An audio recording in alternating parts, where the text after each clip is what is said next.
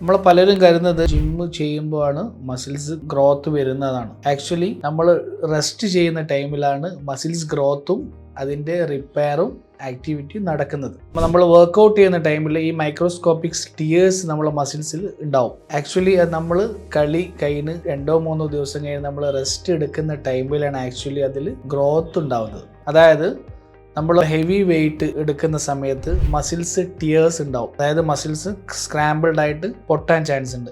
ഈ പൊട്ടുന്ന ഈ ബുദ്ധിമുട്ടാകുന്ന മസിൽസൊക്കെ നമ്മൾ റെസ്റ്റ് എടുക്കുന്ന സമയത്താണ് ആക്ച്വലി ഗ്രോത്ത് ആയിട്ടും അത് റിപ്പയർ ആയിട്ടും വരുന്നത്. ബൈസെപ്സിനോ ട്രൈസെപ്സിനോ ചില ആൾക്കാർ കൂടുതലായിട്ട് വർക്കൗട്ട് ചെയ്യും.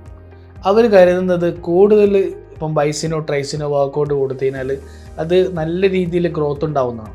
ആക്ച്വലി നേരെ ഓപ്പോസിറ്റാണ് അവിടെ സംഭവിക്കുന്നത്. നമ്മൾ കൂടുതലൊരു മസിൽസിനെ ഫോക്കസ് ചെയ്തിട്ട് നമ്മൾ വർക്കൗട്ട് ചെയ്ത് കഴിഞ്ഞാൽ ആ മസിൽസ് ഓൾറെഡി ചുരുങ്ങി പോകത്തേ ഉള്ളൂ, ഒരിക്കലും ഗ്രോത്ത് സംഭവിക്കുന്നില്ല.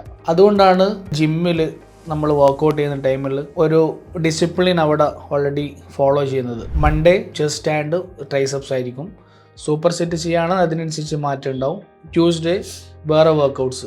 മസിൽസിൻ്റെ റെസ്റ്റ് അതേപോലെ തന്നെ റിപ്പയറിന് വേണ്ടിയിട്ടാണ് ഇടവിട്ട് നമ്മൾ വർക്കൗട്ട്സ് ചെയ്യുന്നത്.